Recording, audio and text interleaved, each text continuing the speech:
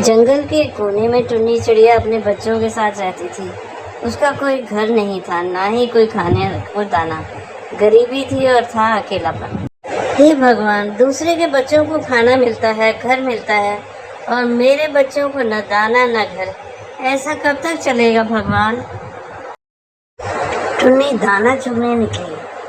उसने हल्की सी कराहने की आवाज़ सुनी। वह नीचे उतरी और उसने देखा कि एक बछड़ा जख्मी है और वह करा रहा है। उसकी सांसें धीमी थी। अरे ये तो बीमार है, यदि इसकी मदद नहीं करी तो यह ज़रूर मर जाएगा। अब मैं क्या करूं? टुन्नी बछड़े को लेके उल्लू वैद्य के पास पहुंची। उल्लू बाबा, मदद कीजिए, ये बछड़ा मरने वाला है, इसकी हालत खराब है। उल्लू बाबा ने कहा, तुम डर मत, मैं एक मरहम बनाता हूँ, इसे इसके जख्मों पर लगा, ये जल्दी ठीक हो जाएगा। तुम इसे इस पर लगाना और अपने आंचल की हवा देना। ममता सबसे बड़े मरहम है, ठीक हो जाएगा। उसने सारी रात उस पर मरहम लगाई और सुबह में उठकर खड़ा हो गया। टुन्नी ने कई दिनों तक उसकी सेवा की और उससे सोकर जंगल में वापस चला गया। टुन्नी फिर से उल्लू बाबा के पास गई। बाबा शुक्रिया, आपकी दवा से वो बछड़ा बिल्कुल स्वस्थ हो गया। उल्लू बाबा ने कहा, तेरे पास सेवा का भाव है, इसलिए वो ठीक हो गया। मेरे पास कुछ फल सब्जियों के बीज हैं, इनको अपने खेत में बो और मेहनत कर, ये तुझे भूखा नहीं रहने देंगे। शुक्रिया बाबा, मेरे लिए किसी दौलत से ये कम नहीं है। टुन्नी मेहनत करती है और खूब पानी डालती है, लेकिन मौसम बेरहम निकला, वर्षा नहीं हुई। टुन्नी परेशान हो उठी, उसकी फसल सूखने लगी। अगर बारिश नहीं हुई तो फसल नष्ट हो जाएगी और मेरे बच्चे भूखे रह जाएंगे। हे प्रभु, मेरी मदद करो। तभी वहाँ पर दूर से एक रोशनी आई। उसने देखा वही बछड़ा जो बीमार था और उससे ठीक किया था। वह एक ताकतवर बैल था, उसके सुनहरे सींग थे।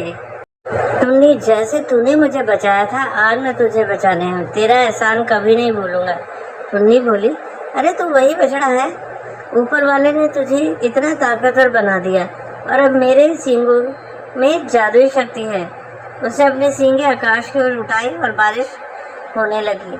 सूखी फसलें हरी भरी हो गई। मेरी मेहनत बची, तू मेरे लिए रहमत बनकर आया है। टुन्नी ने अपने बच्चों का साथ मेहनत की और उसकी फसल हरी भरी हो गई। टुन्नी की हरी भरी खेती देखकर धन्ना कौवा और चिंका चील चलने लगे। ये गरीब चिड़िया इतनी खुश कैसे हो सकती है? चलो इसकी खेती को जला देते हैं। रात के अंधेरे में धन्ना कौवा और चिंका चील ने खेतों में आग लगा दी। फसल धू धू कर जल उठी। टुन्नी, तू कैसे खुश रहती है? सोना फूल वही पास में झाड़ी के पास सो रहा था। उसने देखा टुन्नी के खेतों में आग लगी है। वो बोला, अन्याय की आग में तभी सहन नहीं कर सकता, और उसने अपने सींग उठाए और तेज हवाएं चली और बारिश हो गई और आग बुझ गई और खेत बच गया। अगले दिन टुन्नी सोना फूल से मिली। तूने मेरी जान और मेहनत दोनों बचा ली है, मैं तेरा कर्ज कैसे चुकाऊंगी? सच्चाई और ममता की रक्षा करना ही मेरी ताकत है।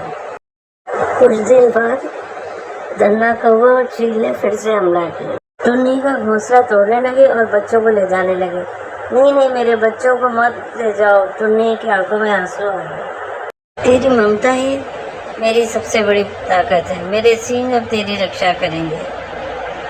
उसके सींगों से तेज रोशनी निकली और कौवा और चील दोनों बेहोश होकर गिर पड़े। सोना फूल बहुत जोर से दहाड़ा, उससे सुनहरी बिजली निकली। सारा जंगल रोशन हो गया। सोना फूल के सींगों की रोशनी से टुन्नी का घर फिर से तैयार हो गया। अब टुन्नी खुश हो गई। उसके दोनों बच्चे भी बहुत प्रसन्न हैं। उनको यहाँ पर हर सुख सुविधा मिल गई है। अब उनको लगता है कि उनका सारा जीवन बहुत अच्छे से कटेगा।